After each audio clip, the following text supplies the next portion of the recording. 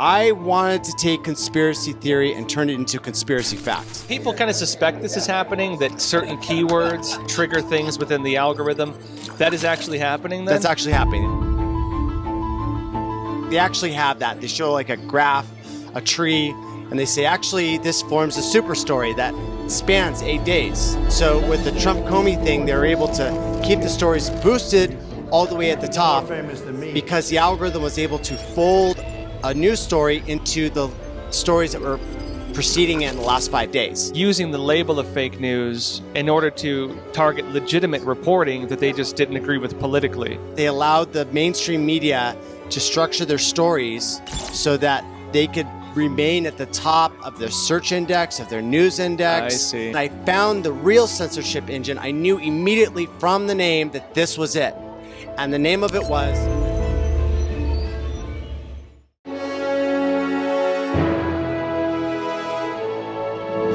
Hey, welcome back, everyone. You might remember Google whistleblower Zach Vorhies. Well, folks, he's here with us again, and he has a new book out about Google censorship and how this really works. Now, Zach Vorhies with Project Veritas, now touring around, doing some great work, and Zach, great having you with Crossroads. Josh, thank you for having me back.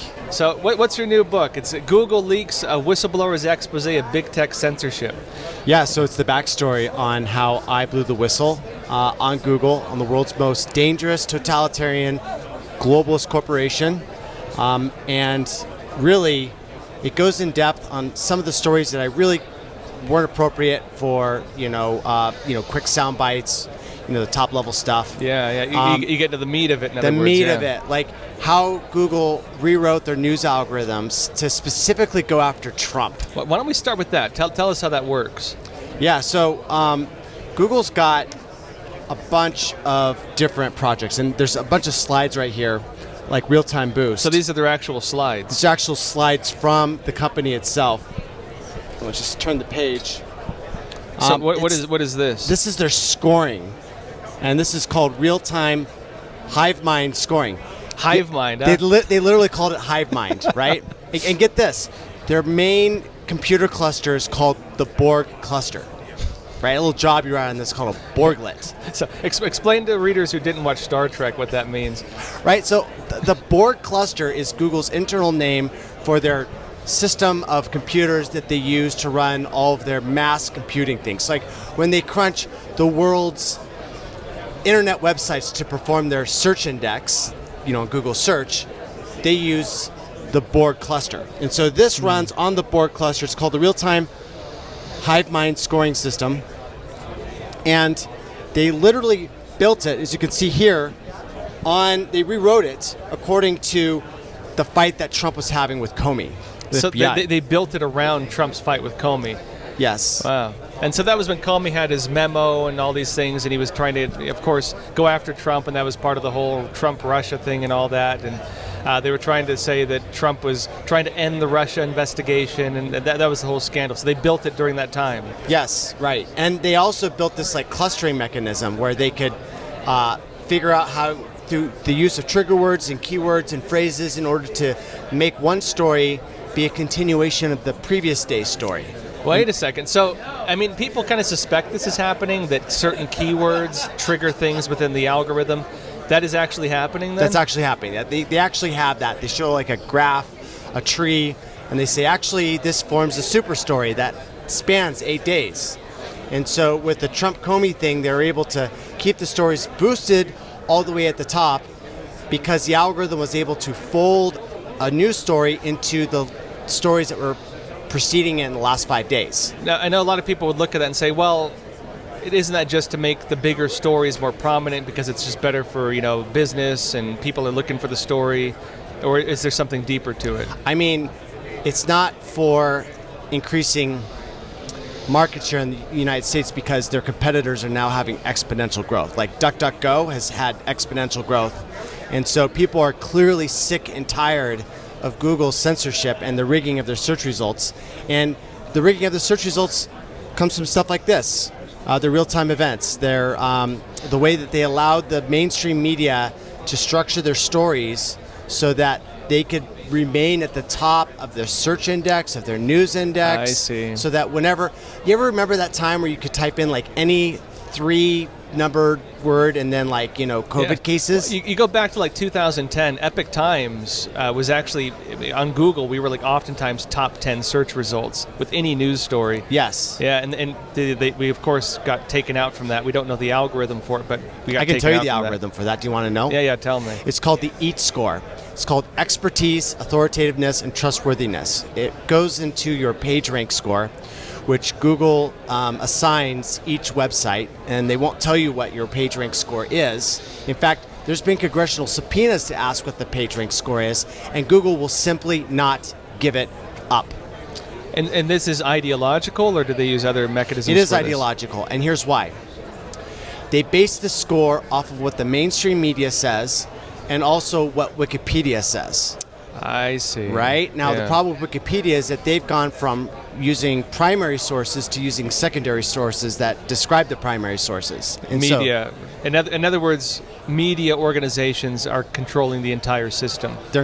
So when you get a negative story, your website will likely face a penalty in the next 3 to 6 months.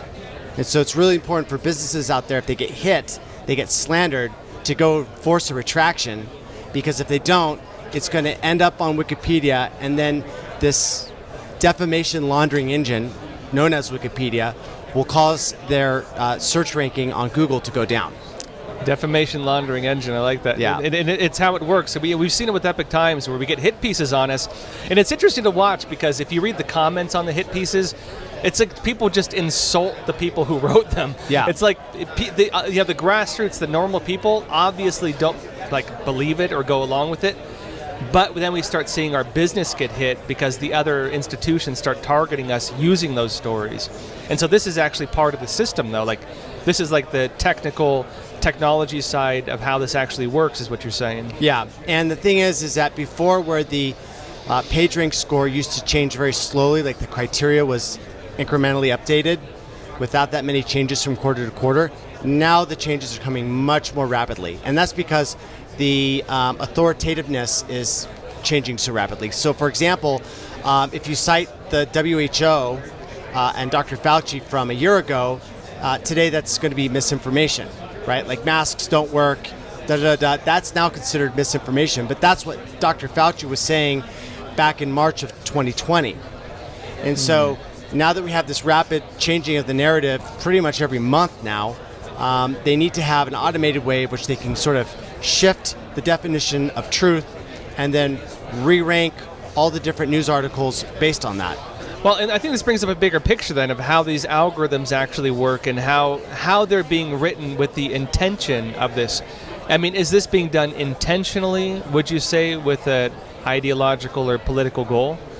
It has to be, because when Google went IPO, they had a constitution, and they made a promise to their stockholders, to the world, and what they said was that they were going to be politically neutral. Their exact words were, "Don't be evil," and then the second one was, "Organize the world's information and make it universally accessible and useful." Very specific. And for them to just turn on a dime when the wrong presidential candidate got elected to office through a democratic process shows that the only reason why they would change it is because it's political, in my opinion. Interesting. Now, I want to go into your story a bit, because you were, of course, working at Google. Tell us which part of Google you were working in and kind of what you were seeing develop over time as you were working there. So for the first 5.5 years, I worked on the Google Earth project. And then I worked for YouTube, working on their game consoles to bring YouTube to the Nintendo Switch, Xbox, PlayStation 4. So if you ever see YouTube on one of those consoles, I worked on that. I didn't actually work on the fake news team, but Google has a transparent structure internally, unlike something like Apple, which is siloed like the CIA. And so as a full-time employee, I could just do a search, look at the fake news team, and see what they were working on. Oh, wow. And so that's what I did, because in 2016, you may remember that there was this meeting, this all-hands meeting, and then the CEO admitted that they were using machine learning to censor fake news in the 2016 election. So I just went, well, what's the fake news team up to? So you wanted to see how they were defining fake news, in other words. So I did that. I looked at the fake news team, I saw what they were doing, I saw their design documents. that led to other documents, and then every single time I saw this document, I was like, this is so out of normal expectations that I should just download this, because they're eventually going to realize how evil it is. And they're going to lock it down. And so I just started downloading all the documents I could, similar to like Edward Snowden.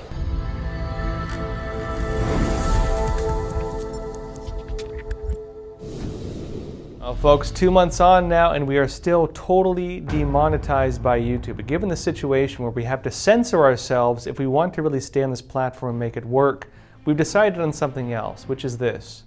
We've launched a new platform called Epoch TV, epochtv.com. And through this, we're able to publish uncensored content. News that can criticize anything we'd like, news that can talk about anything we'd like, news that can give you real information from any part of the world about any topic without having to worry whether individuals will censor it. And in this current environment where information is being controlled, where narratives are being controlled, and where anyone who steps outside the boundaries of what is the accepted narrative by the fact checkers, quote unquote, by different big tech organizations, by media organizations, and so on. This is something that we believe is needed for the modern political environment, where people should be able to call things out. People should be able to question things. This is the basis of the Fourth Estate in America. The belief, again, that media should be able to hold government power in check, and that media should be able to inform the public about the issues they should be informed about, because that is the basis of our election system. An informed public making informed decisions. If you control this system of information, you control the political system. And folks, being a media organization, we can't stand for that. And so again, we have created an uncensored platform, Epoch TV. And anyone who wants to support Crossroads or support our broader mission of bringing real news, uncensored news, that's not afraid to stand up for what matters, please check out our website, epochtv.com, epochtv.com. Check out the link below, and folks, please support us there.